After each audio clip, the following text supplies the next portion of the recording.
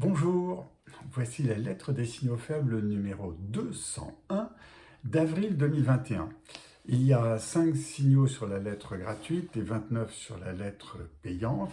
Et je vais vous donner 4 de la lettre gratuite, pas les 5, parce que le premier est plus facile à lire qu'à écouter. Je parlerai donc d'Amazon qui est en double danger, le cas de l'Inde qui est très intéressant sur la méthode des signaux faibles, du cimetière des GAFA qui est en préparation, et d'une attaque totale des ordinateurs qui est plus qu'en préparation. Donc, revenons à Amazon et à son double danger. Malgré 44%, plus 44% au premier trimestre 2021, T1, c'est c'est quand tout est au mieux qu'il faut prendre le temps de s'interroger. Et comme d'habitude, Amazon ne détaille pas ses chiffres de T1 2021. Par exemple, combien coûte la logistique, combien coûtent les 85 avions loués, les 11 avions achetés, c'est pas le même prix, et les dizaines de milliers de camions qui roulent. Car avec Amazon Prime, Amazon livre très vite et beaucoup.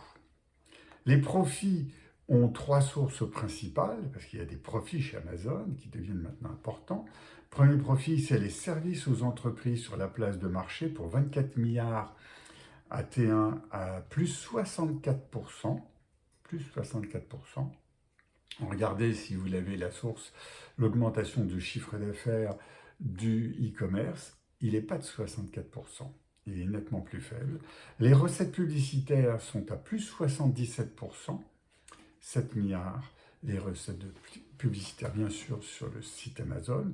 Donc on remarque à ce moment-là que la croissance n'est pas tellement forte sur les ventes d'Amazon, les ventes du e-commerce d'Amazon, et que Walmart progresse très fort. Et puis il y a le cloud, plus 32%, 13,5 milliards de dollars.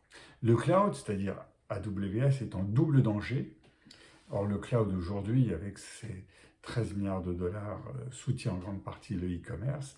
Le premier, c'est que Microsoft est à plus 47% contre plus 32%, plus 47% sur 2020 par rapport à 2019, quand Amazon Cloud est à plus 29,5%. Bon, bien sûr, il est très loin devant, mais la croissance de Microsoft est forte, régulière et en plus amplifiée par le nouveau programme de développement d'Amazon qui a été donné par son patron cette semaine.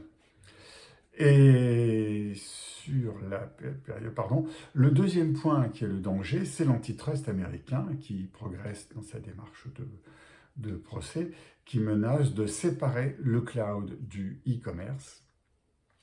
C'est la croissance des services à la place de marché qui peuvent sauver Amazon, à condition que la place de marché, bien sûr, se développe, mais c'est à peu près le cas, puisque c'est quasiment 60% du chiffre d'affaires du e-commerce qui est fait sur la place d'Amazon. Donc c'est cette croissance qui peut sauver Amazon d'une scission forcée, à condition de ne pas être accusé d'abus de monopole, ce qui est encore une autre notion en train de se développer, comme on le voit pour Apple sur sa plateforme d'application, comme on le voit sur Google, sur sa publicité, etc. Ce sont des menaces réelles. L'autre point que je voulais vous développer, c'est le cas de l'Inde dans ma méthode des signaux faibles. Début février 2021, pardon, il y avait un recul spectaculaire de l'épidémie en Inde qui faisait penser à une possible immunité collective. Il y avait des articles qui le soulevaient, des articles très bien documentés, à immunité collective qui serait atteinte, notamment à New Delhi, où plus d'un habitant sur deux présenterait des anticorps. 2 mois plus tard, ce mi-février, l'épidémie est un vrai déluge d'une violence inouïe, notamment à New Delhi, où même les crémations sont dépassées. On fait des crémations à même la rue. Or, dès avant la fête des couleurs, la fête Holi, qui a eu lieu, je crois, en fin février ou mars, j'ai plus la date en tête, l'Inde était passée de 9000 nouveaux cas quotidiens à 68 000. Pour avoir une idée à l'échelle française, il faut diviser par 5. 1,3 milliard d'habitants, 60, oui, c'est grosso modo, mais divisé par 5, divisé par 6. Donc en fait, il n'y avait pas tellement, mais il y avait une croissance des nouveaux cas de Covid. Or, ma méthode, elle oblige à imaginer l'inverse de l'information reçue ou qui est comprise, à imaginer la manipulation, la chose cachée.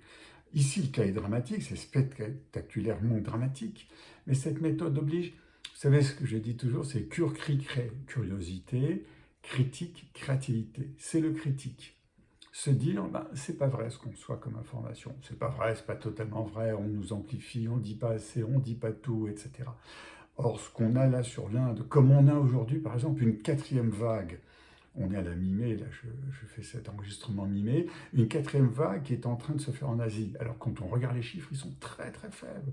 C'est quelques cas de contamination, quelques rares morts dans tel ou tel pays, mais des pays où il ne s'était plus rien passé depuis plus de 6 mois. Il y a un développement du quatrième vague parce que ces pays d'Asie ne sont pas vaccinés. 1%, 2% de la population vaccinée. Au Japon, par exemple, c'est rien. Or, on s'interroge là pour les Jeux Olympiques qui auront lieu, nous sommes mi-mai, qui auront lieu en juillet. Donc, méfions-nous de l'information reçue, essayons de chercher la faille de cette information que l'on peut chercher, que l'on peut trouver ou que l'on peut imaginer. Alors, l'autre signal faible, c'est à quand le cimetière des GAFA? Il y a une information, un signal faible, moi, qui m'a vraiment éveillé tout cela.